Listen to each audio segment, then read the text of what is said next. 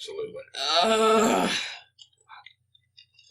Man, nothing happened this past week. No, but I brought up something earlier. All right. Yeah, what'd you bring up? I'm Finding your parents' stash. Oh, God, yeah. Okay. All right. What happened? I was working in an ER in Bakersfield, California. Now, I don't know if you know anything about Bakersfield, California, but it is the asshole of the United States.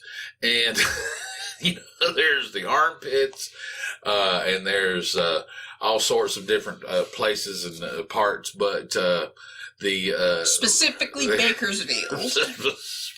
Specifically Bakersfield, California. Yeah. It's a big drug hub. Because it's right there near the border in Southern California. Yeah, that'll right there, and it is a huge trucking town. It's a trucker town. Yeah. So we got truckers and we got truckers drugs. and a lot of stuff coming up out of south of Texas, coming up over the border.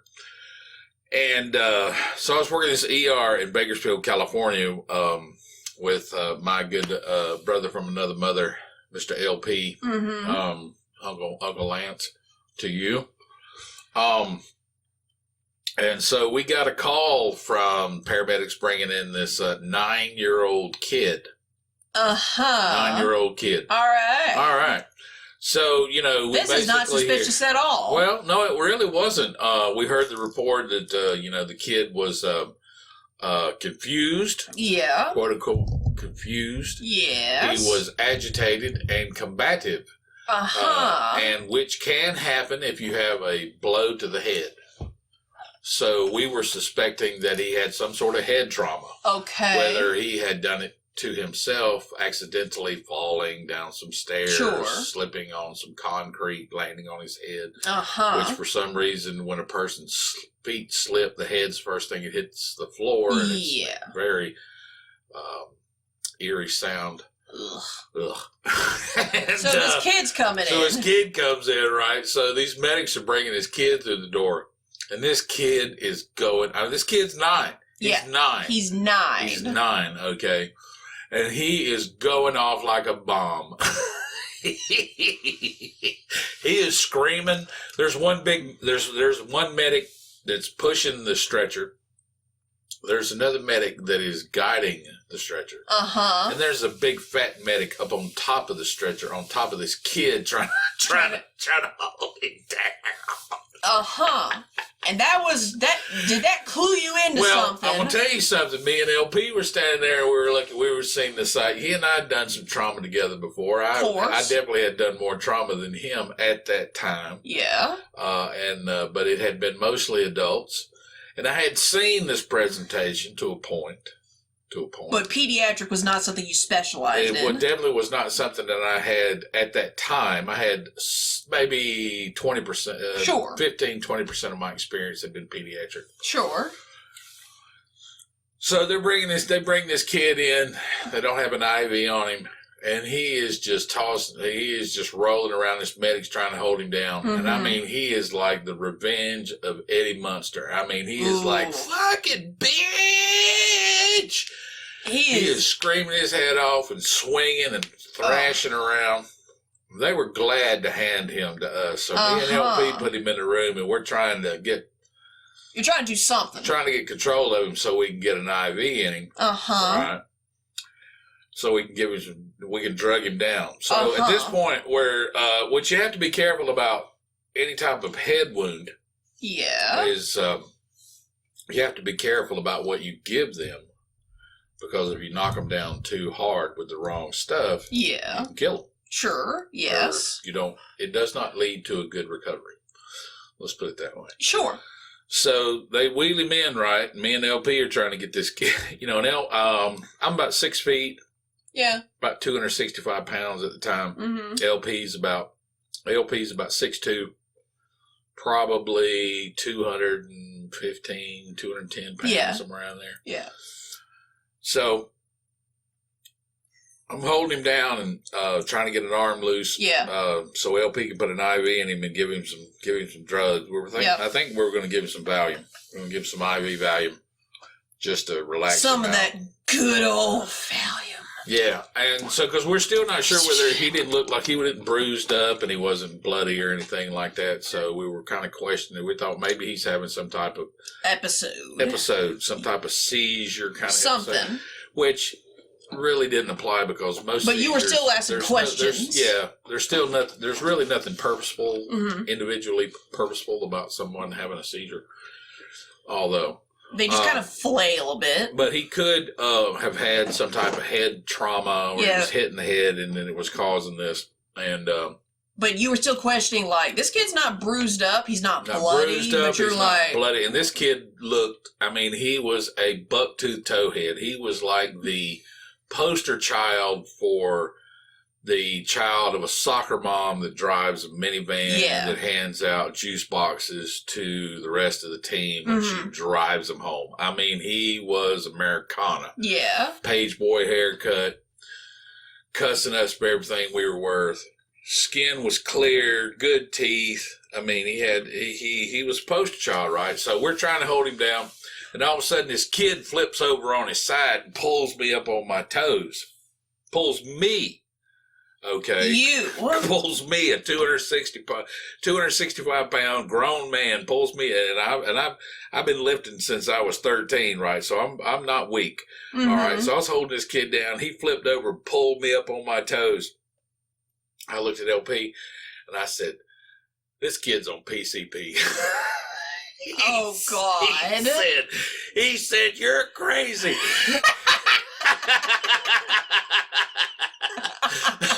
Now imagine, right? Yeah. He and I, these two grown men, we're fighting this flailing 9-year-old boy on this stretcher. And then all of a sudden, you're just like coming out with this pearl of wisdom. I said, "This kid's on PCP." He said, "You're crazy. There's no way this kid's..." I mean, we're screaming at each other in this room, right, trying to get this kid down. And he said, "You're crazy. There's this kid's 9 years old. Where is he going to get PCP?" I said, "I don't care, man. There ain't no way that a 9-year-old boy laying on his back can flip and pull me up on my toes. It's not possible." He was like, "You're dumb. Shut the..." Okay. And you were just going at it. See, we were like, and I love him like a brother, man. It's just but this is like the one time. We're like, "Fuck you, man. No, fuck you, man." This is like the one time where LP was just drawing the line in the sand. He was drawing the line. There's no way this kid's on PCP. I said, "This kid's on PCP, man." And now you're both going at each other's throats. Well, the great thing about being a professional is that you can have that type of exchange while performing your duties at the highest level. Yes. That's what being a professional is. Correct. Right there, okay? Yeah. So here and I are having this exchange, fighting this kid down. So finally we get, I hold him still enough, and LP pops a line in him, puts an IV in him, gives him something, calms him down, hook him up to the monitor, get his blood pressure, start monitoring. Meanwhile, you're still cussing each other out. They were still like, "I'm telling you, man, shut the fuck up, man. I don't want to hear this bullshit." And you're on PCP. You're on PCP. No, you're on PCP. No, you're on PCP. So we go outside and we start the paperwork, right? And then all of a sudden, this kid's parents show up. Oh. This man and this woman show up as his parents, and both of them looked like they had been sleeping in the trunk of a Buick for the last 6 months. Ooh. They had skin that was brown and leathery like a saddlebag.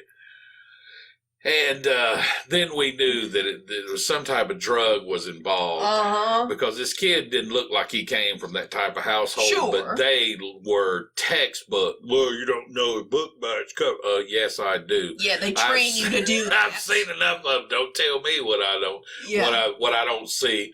And then the cops show up, and then the cops are like, "The fuck Department happened?" of Social Services show up. And apparently, parents had a bottle of PCP under their kitchen sink. Which is the best place to put it. Which obviously is the best place to put it. Okay. With the rest of the caustic, dangerous chemicals that you clean the toilet with. Of course. Of course. And the kid had gotten into their PCP.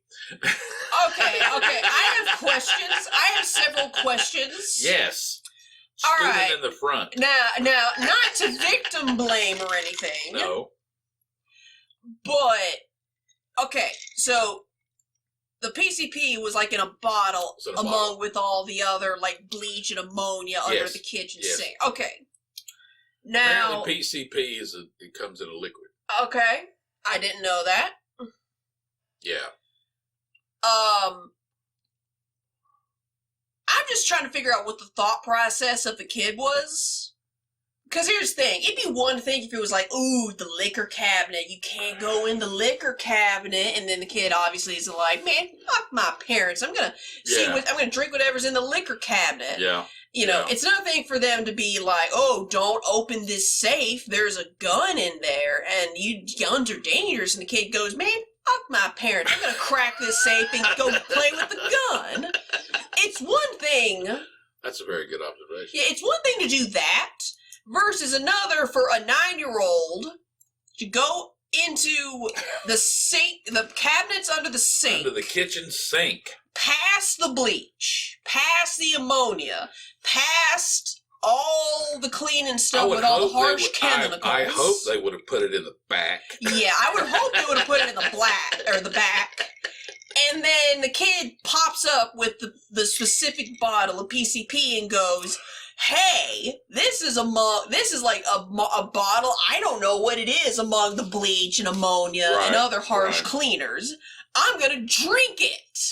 I would imagine he had to have drank it. Yeah, because I'm just like... the only application, I would imagine there are people that, that drink it, I don't know. Sure, I don't know how, basically what people do is they'll roll a joint. Sure. A marijuana joint. Yeah, and then they'll dip it in Dip it in the liquid. Yeah. That's called a sherm. Yeah, I've seen that. Named after a prominent actor. Indeed.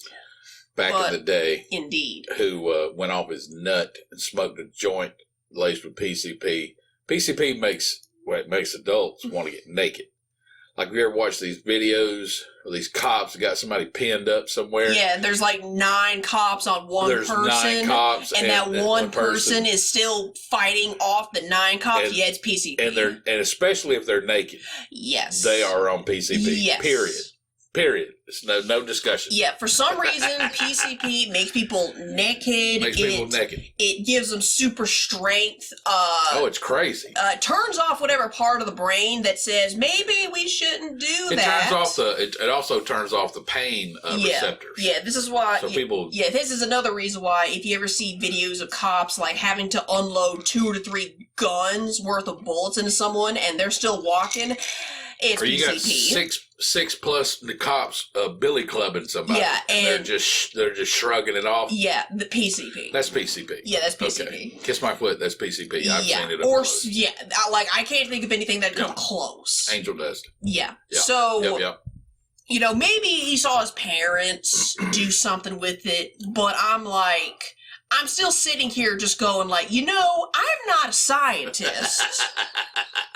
But if I were to walk into some kind of science, storage unit, right, and I see stuff like sulfuric acid and a bunch of other bottles nearby that I don't recognize, I'm not going to open it. You're not going to open it, right? Yeah. Now, granted, I'm not 9 years old. You're sure not going to take a swig of it. Yeah. Yeah, now granted, I'm not 9 years old and I wasn't raised in a druggy household, but I'm just still curious about the thought process. Like I said, I don't mean to victim blame, but I'm still he obviously had to have seen someone do it. Someone do it. Yeah. His parents interact with it a certain way. Yeah. Yeah, and him not understanding the ramifications or how to ingest it properly if there is such a way. Such a thing. Yeah. Least damaging method. Least damaging. Yeah. Like maybe a sherm is the least damaging method. And even then. Yeah. But anyway. It always blew me away because I've dealt with people who went out and they always ended up. If you want a good time, if you want to end up in your local emergency room, leathered, all 4 of your limbs leather restrained down with a tube in every hole that you possess. Yes. By all means, smoke a sherm. Yes. You will show up naked We will put and all incubated. And we intubated. Intubated. We will put tubes in you to keep you alive until you come down. Yeah. Yeah. So don't do it, man. Yeah. I don't know. Shit be wild out west. People get a little carried away. It's like, I don't know where that, I mean, I have gone out and go, you know what, it's been a rough week, and I'm going to go out and I'm going to get drunk. Yeah. But the idea that there's a high probability that you're going to end up naked in the local ER. And intubated? Intubated. Yeah. No, it's not worth it, man. With a big tube in your bladder. Yeah. You don't want it. No, you don't want it. You don't want it. Yeah.